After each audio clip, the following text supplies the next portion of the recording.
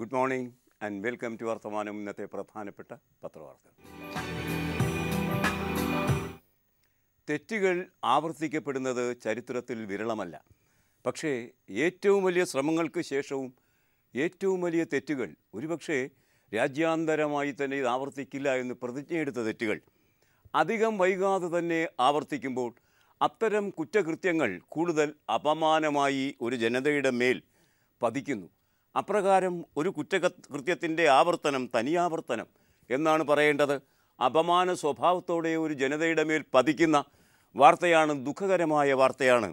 ഇന്ന് പത്രലോകം തരുന്ന പ്രധാനപ്പെട്ട വാർത്ത, എല്ലാ പത്രങ്ങളും അത് ഒന്നാം പേജിൽ തന്നെ തന്നിരിക്കുന്നു. 2012 ഒരു തണുത്ത രാത്രിയിൽ ദില്ലിയിൽ ജ്യോതി എന്ന പെൺകുട്ടി ഓടുന്ന ബസ്സിൽ വെച്ച് ബലാത്സംഗം ചെയ്യപ്പെടുകയും അതിനുശേഷം ബലാത്സംഗം ചെയ്ത ആ ബസ്സിലെ തൊഴിലാളികൾ അവളെ പുറത്തേക്ക് എടുത്തെറിയുകയും അവിടെ അവൾ അന്തരിക്കുകയും ചെയ്തു, ബസ്സിൽ വെച്ച് അന്തരിക്കുകയും ചെയ്തു. ആ കേസ് ലോകോത്തരമായി ഇന്ത്യയിലെ സ്ത്രീ പീഡനത്തിൻ്റെ പ്രശ്നം പുറത്തേക്ക് കൊണ്ടുവരികയുണ്ടായി.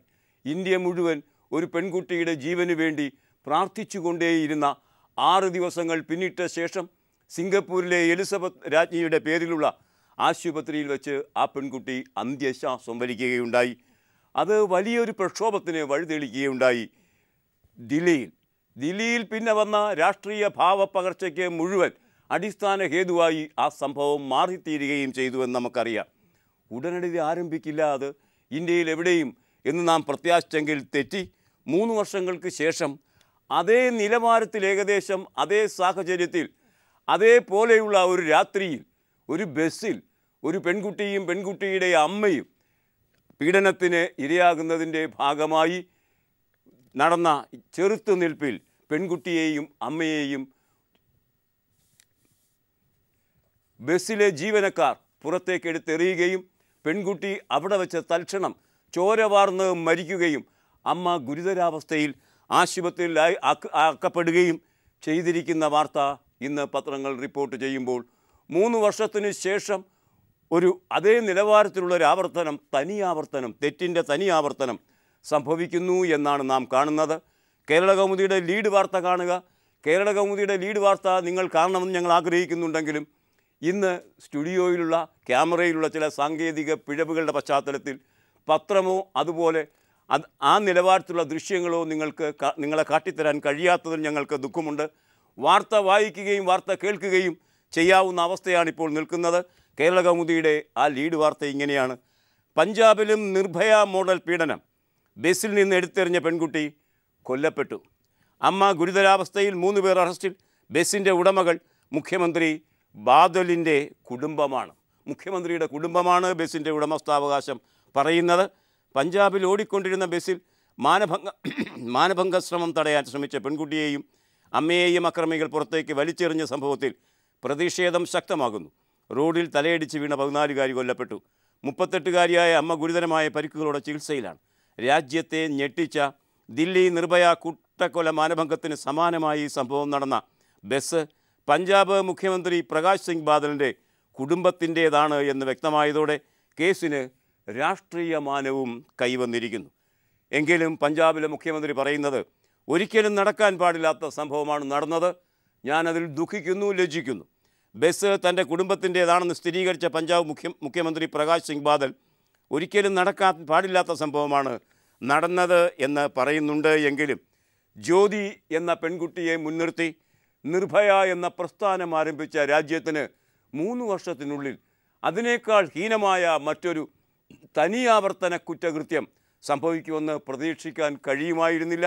ഏതായാലും അന്ന് ദില്ലിയിലെ വാർത്ത വായിച്ച ആളുകൾ തന്നെയായിരിക്കും ഈ ബസ്സിൽ ഈ തരം കൃത്യങ്ങൾ ചെയ്ത തൊഴിലാളികളും.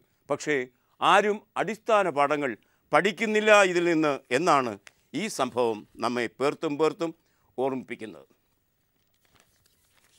ഇന്ത്യയിലെ മതേതരത്വം ഭീഷണിയിലാണ് എന്ന കാര്യത്തിൽ ഇന്ത്യക്കാർക്ക് തർക്കമൊന്നുമില്ല. കാരണം ന്യൂനപക്ഷ സമുദായത്തിന് എന്തിനാണ് വോട്ടവകാശം എന്നുവരെ പരസ്യമായി ചോദിക്കാൻ മടിക്കാത്ത സംഘപരിവാര നേതാക്കൾ ഈ ഉപഭൂഖണ്ഡത്തിൽ അങ്ങുമിങ്ങും തലങ്ങും വിലങ്ങും പരക്കം പായുന്ന, അല്ലെങ്കിൽ ലക്കും ലഗാനും വിട്ട് പായുന്ന ഒരവസ്ഥ നിൽക്കുന്നു. പ്രധാനമന്ത്രി, രാജ്യത്തിലെ പ്രധാനമന്ത്രിയും അതിൻ്റെ അദ്ദേഹത്തിൻ്റെ ഓഫീസും അതിൻ്റെ കാര്യത്തിൽ കുലീനമായ മൗനം പാലിക്കുകയും ചെയ്യുമ്പോൾ ഒരു American international agency American commission of international religious freedom എന്ന് പറയുന്ന ഒരു കമ്മീഷൻ ഇന്ത്യയിലെ മതസ്വാതന്ത്ര്യം ഭീഷണിയിലാണ് എന്ന് കണ്ടെത്തിയിരിക്കുന്നു.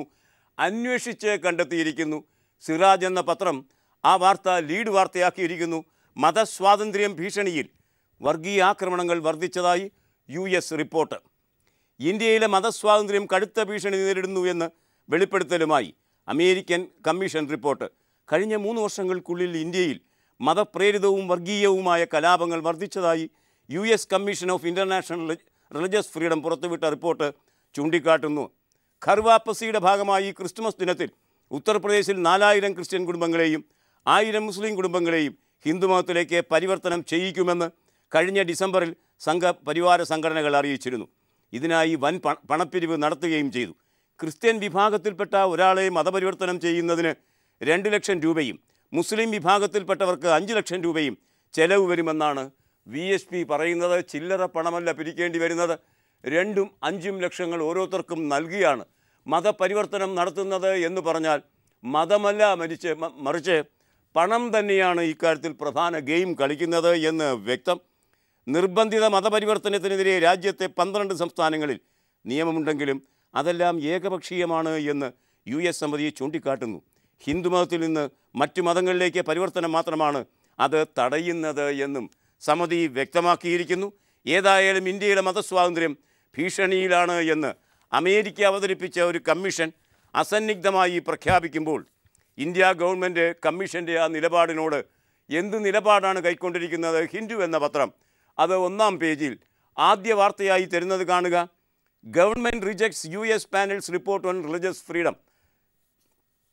മതസ്വാതന്ത്ര്യത്തെ സംബന്ധിച്ച് അമേരിക്കൻ സർക്കാരിൻ്റെ കമ്മീഷൻ അവതരിപ്പിച്ച ആ റിപ്പോർട്ട് ഞങ്ങൾ തള്ളിക്കളയുന്നു. കാരണം ഇന്ത്യൻ രാഷ്ട്രീയ സാഹചര്യത്തിൽ ആ റിപ്പോർട്ടിന് പ്രസക്തിയില്ല, അത് വാസ്തവവുമല്ല എന്നാണ് സർക്കാർ പറയുന്നത്. പക്ഷേ അത് തികച്ചും വാസ്തവമാണ് എന്ന് സാധാരണക്കാർക്ക് അറിയുകയും ചെയ്യാം. കേരള രാഷ്ട്രീയം ഇനി എങ്ങോട്ട്? പ്രതിസന്ധിയിൽ നിന്ന് ഓരോ ദിവസവും മുതലക്കൂപ്പ് നടത്തിക്കൊണ്ടിരിക്കുന്ന കേരള രാഷ്ട്രീയം, ഓരോ ദിനവും ഓരോ മന്ത്രിമാർ പുതിയ കേസുകളിൽ കുടുങ്ങേണ്ടി വരുന്ന അവസ്ഥ നിലനിൽക്കുന്ന കേരളം, ബാർക്കോഴ കേസിൽ 1 അല്ല 2 മന്ത്രിമാർ കേസിലേക്ക് സഞ്ചരിക്കാൻ പോകുന്ന സാഹചര്യത്തിലുള്ള കേരളം, ആ കേരളത്തിൻ്റെ പ്രതിസന്ധിയുടെ മൂർച്ച എത്ര? ദേശാഭിമാനിയുടെ 1-ാം പേജ് വാർത്ത കാണുക. മന്ത്രിസഭ തകർച്ചയിലേക്ക്. പ്രതിപക്ഷ പത്രമായ ദേശാഭിമാനി അങ്ങനെ പറയുമ്പോൾ ഒരു തകർച്ചയിലേക്ക് കേരളത്തിലെ മന്ത്രിസഭ സഞ്ചരിക്കുന്നു. അതുകൊണ്ട് തന്നെ തകർച്ചയ്ക്ക് ബദലായി മറ്റൊരു സംവിധാനം ഉണ്ടാകാൻ പോകുന്നു എന്നാണ് ദേശാഭിമാനി പറയാതെ പറയുന്നത്. 2 മന്ത്രിമാർ അടിയന്തരമായി പുറത്താക്കപ്പെടും. RS ബാബുവാണ് ആ വാർത്ത ബൈലൈൻ വെച്ച് നമുക്ക് കേരള കൗമുദിയിലൂടെ എത്തിച്ചു തരുന്നത്. മന്ത്രിസഭ തകർച്ചയിലേക്ക്, 2 മന്ത്രിമാർ പുറത്താകും. ബാർക്കോഴ കേസിൽ കുറ്റപത്രം വന്നേക്കും. മാണിയുടെ രാജി അനിവാര്യം. ബാബുവും പുറത്താകും. ഉമ്മൻചാണ്ടിയെ നീക്കാൻ രാഹുൽ ഗാന്ധി ആലോചിക്കുന്നു. അത്തരം വരെ എത്തിയിരിക്കുന്നു. ഹൈക്കമാൻഡും യാഥാർത്ഥ്യങ്ങൾ കണ്ടു തുടങ്ങിയിരിക്കുന്നു എന്നർത്ഥം. ബാർക്കോഴ കുരുക്കിൽ UDF സർക്കാരിൻ്റെ കെട്ടുപൊട്ടുന്നു. 2 മന്ത്രിമാർ പുറത്തേക്കുള്ള വഴി തേടുമ്പോൾ മുഖ്യമന്ത്രി ഉമ്മൻചാണ്ടി നേതൃമാറ്റ ഭീഷണിയെ നേരിടുകയാണ്. ഉമ്മൻചാണ്ടിയെ നീക്കി രമേശ് ചെന്നിത്തലയെ മുഖ്യമന്ത്രിയാക്കി ഭരണത്തെ രക്ഷിക്കാനുള്ള ശ്രമത്തിലാണ് കോൺഗ്രസ് ഉപാധ്യക്ഷൻ രാഹുൽ ഗാന്ധി. അരുവിക്കര ഉപതെരഞ്ഞെടുപ്പിന് ശേഷം രാഹുലിൻ്റെ ശക്തമായ ഇടപെടൽ ഇക്കാര്യത്തിൽ ഉണ്ടാകുമെന്ന് ഉന്നത കോൺഗ്രസ് കേന്ദ്രങ്ങൾ പ്രഖ്യാപിച്ചു. മന്ത്രി മാണി കുറ്റക്കാരനല്ല എന്ന് താൻ ഒരിക്കലും പറഞ്ഞിട്ടില്ല എന്ന് തുറന്നു പറഞ്ഞിരിക്കുന്നു രമേശ് ചെന്നിത്തല ഇന്നലെ. അതുകൊണ്ട് രമേശ് ചെന്നിത്തല പറയുന്നത്, താക്കീതിൻ്റെ ശബ്ദത്തിൽ അദ്ദേഹം പറയുന്നത് കാണുക, UDFനെ തിരുത്തുക അഥവാ നശിക്കുക. അതുമാത്രമാണ് UDFൻ്റെ മുന്നിലുള്ള അവസ്ഥ. മാധ്യമമെന്ന പത്രം അത് നമുക്ക് തരുന്നു 1-ാം പേജിൽ. തെറ്റ് തിരുത്തണമെന്ന ചെന്നിത്തലയുടെ പരാമർശം, പരോക്ഷ നേതൃമാറ്റ ആവശ്യം. തെറ്റ് തിരുത്തണമെന്നാണ് രമേശ് ചെന്നിത്തല പറയുക. പക്ഷേ അതിൻ്റെ അന്തർഗതം നേതൃത്വത്തെ മാറ്റി പകരം തന്നെ നേതൃസ്ഥാനത്തേക്ക് ഉയർത്തുക എന്നതാണ്. ബാർക്കോഴ വിവാദത്തിലെ വിജിലൻസ് അന്വേഷണം കോൺഗ്രസിൽ പുതിയ പോരിന് വിഷയമാകുന്നു. ബാറുടമ ബിജു രമേശ് നൽകിയ രഹസ്യമൊഴിയുടെ അടിസ്ഥാനത്തിൽ മുഖ്യമന്ത്രി ഉമ്മൻചാണ്ടിയുടെ വിശ്വസ്തനായ മന്ത്രി കെ ബാബുവിനെതിരെ പ്രാഥമിക അന്വേഷണം നടത്താനുള്ള വിജിലൻസ് തീരുമാനമാണ് A ഗ്രൂപ്പിനെ ചൊടിപ്പിച്ചത്. ഇത് ഉമ്മൻചാണ്ടിയെ ഉന്നമിട്ടാണ് എന്ന സംശയമാണ് എ ഗ്രൂപ്പുകാർ പ്രകടിപ്പിക്കുന്നത്. അതേസമയം വിജിലൻസിൻ്റെ നിഷ്പക്ഷമായ പ്രവർത്തനത്തെ ഗ്രൂപ്പ് വിഷയമാക്കി പാർട്ടിയിൽ അസ്വസ്ഥതകൾ സൃഷ്ടിക്കാനാണ് എ പക്ഷത്തിൻ്റെ നീക്കമെന്ന് ഐ വിഭാഗവും കുറ്റപ്പെടുത്തുന്നു. പരസ്പരം ഐ വിഭാഗം കുറ്റപ്പെടുത്തിക്കൊണ്ടിരിക്കുമ്പോഴും മാണി കുറ്റക്കാരനല്ല എന്ന് പറഞ്ഞുകൊണ്ട് രമേശ് ചെന്നിത്തല നിലപാടെടുക്കുമ്പോൾ മാണിയുടെ ഗതി അധോഗതിയായി. ബാബുവിൻ്റെ ഗതിയും ഒരു ദൃക്സാക്ഷി രംഗത്ത് വന്നതോടെ അധോഗതിയായിരിക്കുന്നു. അങ്ങനെ പ്രതിസന്ധി മൂർച്ഛിക്കുന്നു.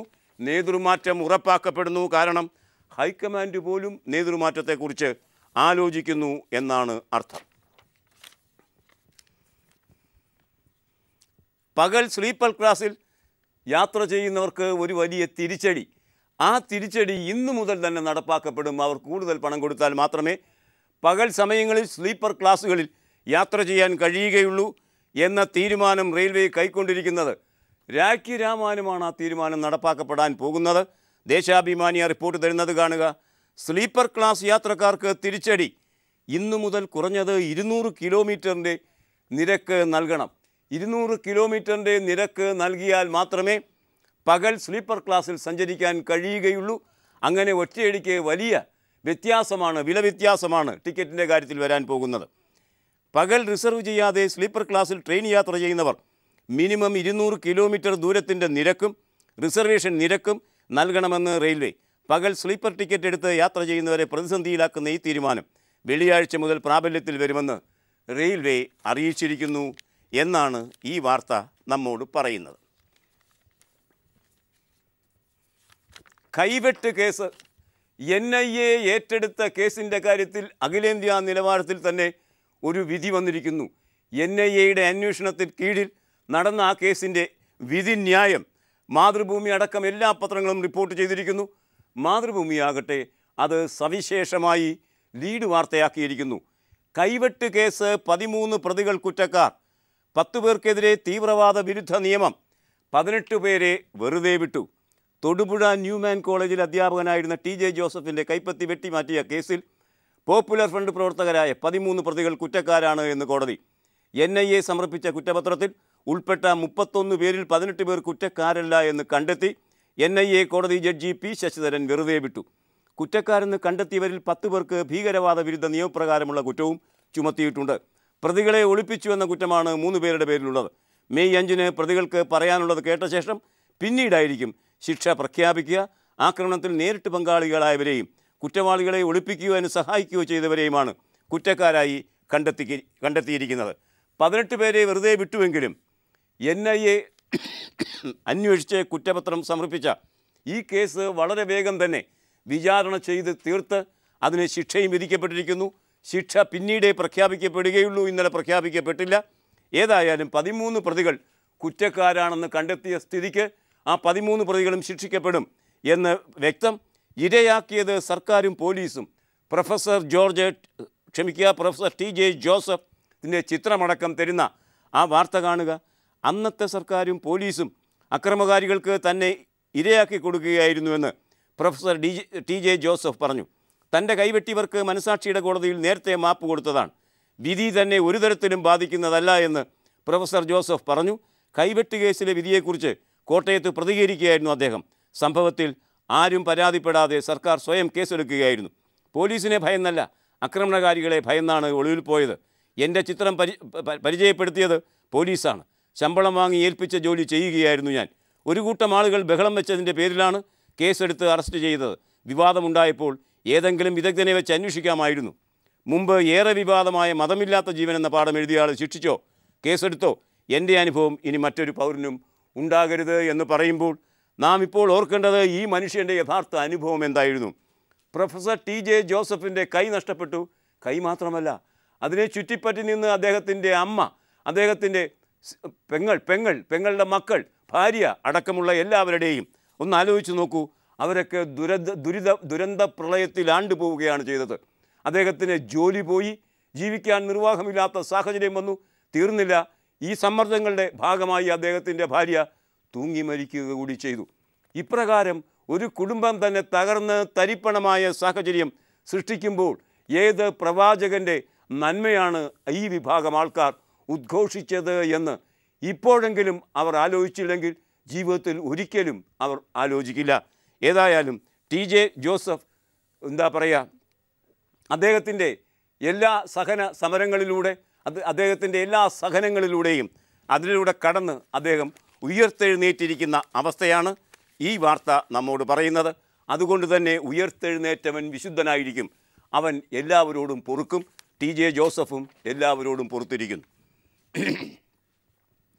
പെട്രോളിൻ്റെയും ഡീസലിൻ്റെയും വില അന്നന്നത്തെ പോലെയാണ് തീരുമാനിക്കപ്പെടുന്നതെന്ന് നമുക്കറിയാം. അന്തർദേശീയ എണ്ണ മാർക്കറ്റിൽ വില കൂടുമ്പോൾ ഇവിടെ കൂടും, വില താഴുമ്പോൾ ഇവിടെ താഴില്ല, കുറച്ച് വൈകി താഴും. ഏതായാലും ഇപ്പോൾ പെട്രോൾ വിലയിൽ, താന്നുകൊണ്ടിരുന്ന പെട്രോൾ വിലയിൽ വൻ വർധനവ് വന്നിരിക്കുന്നു. ഒറ്റയടിക്ക് പെട്രോളിൻ്റെ വില 4 രൂപ കൂടി, ഡീസലിൻ്റെ വില 2.5 രൂപ കൂടി 1 ലിറ്ററിന്. പെട്രോൾ വില 4 രൂപ വർദ്ധിച്ചു, ഡീസലിന് 2.37 രൂപ കൂട്ടി. ദീപിക ആ വാർത്ത 1-ാം പേജിൽ തരുന്നു. പെട്രോളിൻ്റെയും ഡീസലിൻ്റെയും വിലയിൽ വൻ വർധന. പെട്രോളിന് ലിറ്ററിന് 3 രൂപ 96 പൈസയും ഡീസലിന് 2 രൂപ 37 പൈസയുമാണ് വർദ്ധിപ്പിച്ചത് എന്നും ആ വർധനവ് ഇന്നലെ അർദ്ധരാത്രി മുതൽ നിലവിൽ വന്നു എന്നും വർധനവ് വരുമ്പോൾ കൃത്യമായും പെട്ടെന്ന് തന്നെ സർക്കാർ നടപ്പാക്കുന്നുണ്ട്. ആ വാർത്തയും ദീപിക ഇന്ന് തന്നിരിക്കുന്നു. ബിയർ വൈൻ പാർലറുകളിൽ പതയുന്നത് വലിയ ലഹരിയാണ്. സാധാരണ മദ്യം വിൽക്കണ്ട എന്ന് തീരുമാനിക്കുകയും 318 ബാറുകൾക്ക് ബിയർ വൈൻ ലൈസൻസ് അനുവദിക്കുകയും ചെയ്ത സർക്കാർ കാണുക, അത്തരമൊരു സാഹചര്യത്തിൽ വലിയ വീര്യമുള്ള ബിയറും വീര്യമുള്ള വൈനും ചേർന്ന് ആരോഗ്യത്തിന് അപകടകരമാകുന്നൊരു പാനീയമാണ് അവിടെ വിറ്റഴിച്ചു കൊണ്ടിരിക്കുന്നത്. സർക്കാരൊന്നും ഇടപെടുന്നതേയില്ല. ആ വാർത്തയാണ് മംഗളം കണ്ണാടിപ്പുറത്ത് തന്നിരിക്കുന്നത്. എങ്ങനെയാണ് ആ കച്ചവടം നടക്കുന്നത്, അതിൻ്റെ വിശദാംശങ്ങൾ മംഗളം തന്നിട്ടുണ്ട്, അന്വേഷിച്ച് തന്നെ കണ്ടുപിടിച്ചിട്ടുണ്ട്. ഇപ്പോൾ അനുവദിക്കപ്പെട്ട പുതിയ ബിയർ വൈൻ പാർലറുകളിൽ അമിത രീതിയിൽ ലഹരി കലർന്ന മദ്യമാണ് വിൽക്കപ്പെട്ടുകൊണ്ടിരിക്കുന്നത്. അമിത ലഹരിയിൽ ബിയറും വൈനും പഠനമില്ല, പരിശോധനയുമില്ല, എല്ലാം ആർക്കും എന്തും ചെയ്യാമെന്ന ഭാഗത്തിൽ വിട്ടുകൊടുത്തിരിക്കുകയാണ് സർക്കാർ. മിഥുൻ പുല്ലുവഴി കൊച്ചിയിൽ നിന്ന് ആ വാർത്ത മംഗളത്തിലൂടെ തരുന്നത് ഇങ്ങനെ: ബാറുകൾ പൂട്ടിച്ച സർക്കാർ ചോദിക്കുന്നവർക്കെല്ലാം ബിയർ വൈൻ പാർലർ ലൈസൻസ് അനുവദിക്കുന്നത് വേണ്ടത്ര പഠനം നടത്താതെയാണ് എന്ന് ആരോഗ്യ വിദഗ്ധർ. ഇക്കൊല്ലം മദ്യ ഉപയോഗം 650 കോടി ലിറ്ററിൽ നിന്ന് 1000 കോടി ലിറ്ററിലേക്ക് ഉയരുമെന്ന് സർക്കാർ നിയോഗിച്ച ഏകാംഗ കമ്മീഷൻ കണ്ടെത്തിയെങ്കിലും അതിൻ്റെ പ്രത്യാഘാതങ്ങളെപ്പറ്റി പഠനങ്ങൾ നടത്തിയില്ല എന്നാണ് ആക്ഷേപം. ബാറുകൾ പൂട്ടിയതോടെ പരിധിയിൽ കവിഞ്ഞ വീര്യവുമായി പുതിയ ബ്രാൻഡ് ബിയറുകൾ ഇറങ്ങിയിട്ടുണ്ട്. ഇതിന് ആവശ്യക്കാരേറെയാണ്. അത്ര പ്രശ്നക്കാരനല്ലെന്ന് പ്രചരിപ്പിക്കുന്നുണ്ടെങ്കിലും ബിയർ മദ്യത്തേക്കാൾ അപകടകാരിയാണ് എന്ന് ആരോഗ്യ വിദഗ്ധർ പറയുന്നു. പഴയ നിലവാരത്തിലുള്ള ലഹരി കഴിച്ച് ജീവിച്ചുകൊണ്ടിരുന്ന ആളുകൾക്ക് അത് പൊടുന്നനെ നിർത്തി അതിലും അപകടകരമായ ലഹരി വിൽപ്പനയ്ക്ക് കൂട്ടുനിൽക്കുന്നു നാണം കെട്ട ഈ സർക്കാർ എന്നാണ് ഈ വാർത്ത നമ്മോട് പറയുന്നത്.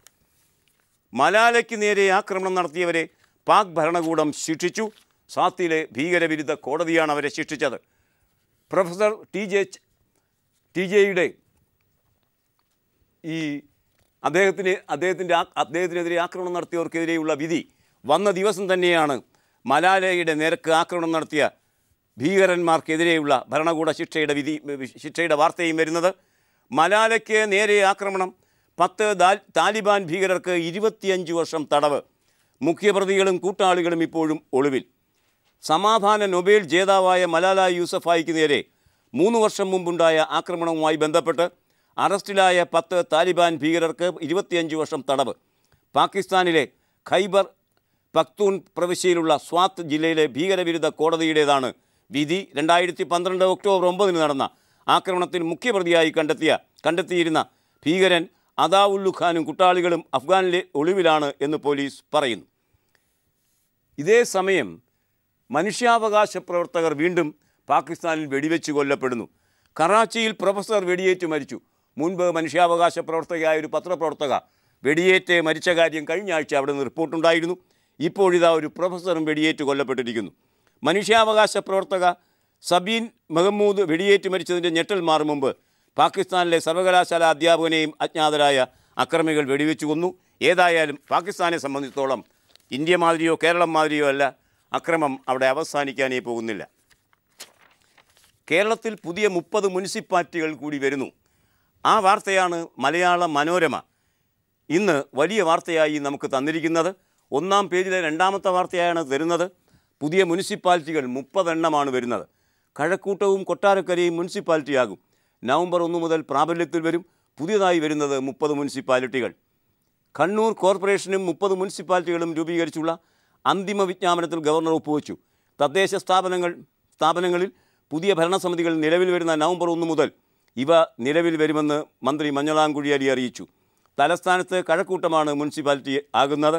ഇങ്ങനെ പുതിയ 30 മുനിസിപ്പാലിറ്റികൾ കൂടി രംഗത്ത് വരുന്നു എന്നാണ് ഈ വാർത്ത മലയാള മനോരമ വാർത്ത നമ്മോട് പറയുന്നത്.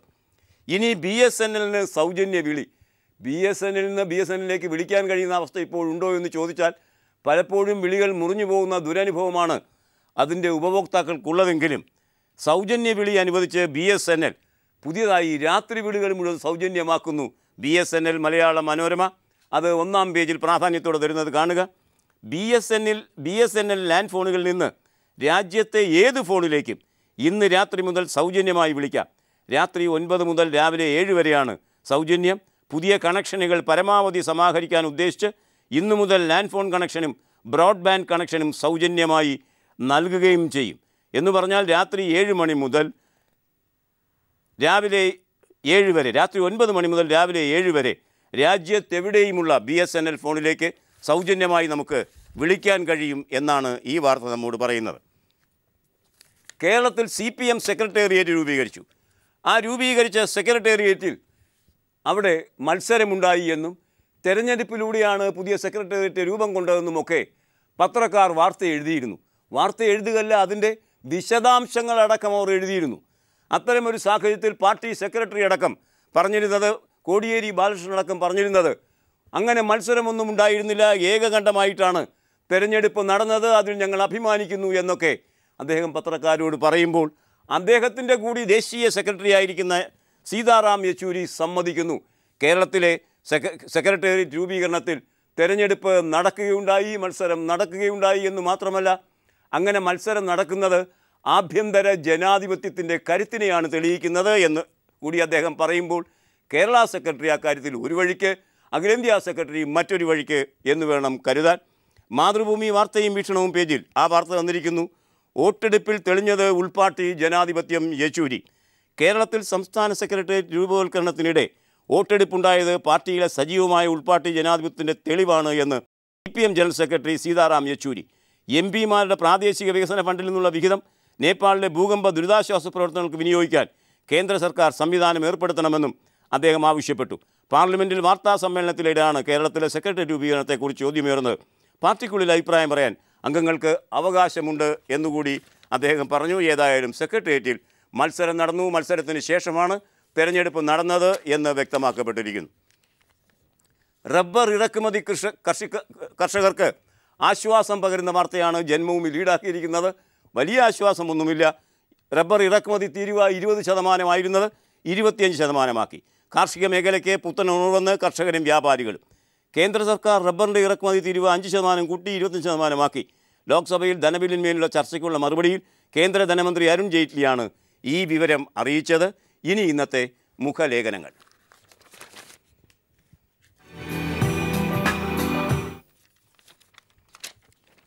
പ്രൊഫസർ TJയുടെ കൈവെട്ട് കേസിൻ്റെ വിധി വന്ന ദിവസം, ആ ദിവസം തന്നെ മതവും മനുഷ്യനും, മനുഷ്യത്വവും മനുഷ്യനും തമ്മിലുള്ള സ്നേഹവും ഒക്കെ തമ്മിൽ ഉള്ള ബന്ധങ്ങളെ സംബന്ധിച്ച് വിശകലനം ചെയ്യുന്ന ഒരു ലേഖനം ഇന്ന് നമുക്ക് വായിക്കാം. സീറോ മലബാർ സഭ മേജർ ആർച്ച് ബിഷപ്പാണ് ലേഖകൻ. കർദിനാൾ മാർ ജോർജ് ആലഞ്ചേരി. മലയാളികൾക്ക് തികച്ചും സുപരിചിതനായ എല്ലാ സാമൂഹ്യ പ്രശ്നങ്ങളുടെ നേരെയും കണ്ണു തുറന്നിരിക്കുന്ന കർദിനാളാണ് അദ്ദേഹം എഴുതുന്നത് കാണുക മാതൃഭൂമിയുടെ എഡിറ്റ് പേജിൽ. ഒരു ജനാധിപത്യ സമൂഹത്തിൽ മതസ്പർദ്ധയുടെ കാര്യമെന്താണ്? മതം ചെയ്യുന്നതെന്താണ്? ചെയ്യേണ്ടതെന്താണ്? മതവും സമൂഹവും തമ്മിലുള്ള ബന്ധത്തെക്കുറിച്ച് ഒരാലോചന അദ്ദേഹം നടത്തുന്നു. മതം മനുഷ്യ നന്മയ്ക്ക് എന്ന് അദ്ദേഹം വിശ്വസിക്കുന്നു. ഏകമത വിശ്വാസത്തെ അടിസ്ഥാനമാക്കിയുള്ള രാഷ്ട്ര പുനഃസൃഷ്ടികൾ കാലഹരണപ്പെട്ട രാഷ്ട്രമീമാംസയാണ് എന്നും പറയാൻ മടിക്കുന്നില്ല കർദിനാൾ മാർ ജോർജ് ആലഞ്ചേരി. 5 കാര്യങ്ങൾ അദ്ദേഹം പറയുന്നു കാണുക. മതവർഗ ചിന്തകളുടെ പേരിൽ ലോകമെമ്പാടും സംഘടനകളും അക്രമങ്ങളും നരഹത്യകളും അരങ്ങേറുന്ന കാലഘട്ടമാണിത്. അനുദിനം വർദ്ധിച്ചു വരുന്ന ഇത്തരം സംഭവങ്ങൾ മനുഷ്യ സംസ്കാരത്തെ തന്നെ അന്ധകാരത്തിലേക്ക് നയിച്ചുകൊണ്ടിരിക്കുകയാണ്. ഇസ്ലാമിക state of Iraq and Syria എന്ന പേരിൽ കാലിഫേറ്റ് പ്രഖ്യാപിച്ചുകൊണ്ട് തീവ്രവാദികൾ വിശ്വാസികളെ തെറ്റിദ്ധരിപ്പിച്ച് നിരപരാധികളെ അരുങ്കൊല ചെയ്യുന്ന സംഭവങ്ങൾ ആവർത്തിച്ചുകൊണ്ടിരിക്കുന്നു. വടക്ക് കിഴക്കൻ നൈജീരിയ, ചാഡ്, നൈജർ, വടക്കൻ കാമറൂൺ എന്നീ ആഫ്രിക്കൻ രാജ്യങ്ങളിൽ ബോക്കോ ഹറാം എന്ന മത തീവ്രവാദ പ്രസ്ഥാനവും ഇത്തരം കൊലപാതകങ്ങൾ ഒറ്റയ്ക്കും കൂട്ടമായും ചെയ്തുകൊണ്ടിരിക്കുന്നു. 2009 ജൂലൈ മുതൽ 2014 ജൂൺ വരെ 5000-ഓളം പേരെ ബോക്കോ ഹറാം തീവ്രവാദികൾ കൊല ചെയ്തുവെന്നാണ് UNO പുറത്തുവിട്ട കണക്കുകൾ വ്യക്തമാക്കുന്നത്. മതങ്ങൾ പരസ്പരം പൂരകങ്ങളാണ്. ശരിയായി ചിന്തിച്ചാൽ ഒരു മതവും മറ്റൊരു മതത്തിന് ഭീഷണിയല്ല. മാത്രമല്ല, മതങ്ങൾ പരസ്പരം പൂരകങ്ങളായി വർത്തിക്കേണ്ട വിശ്വാസ ശൈലികളാണ്.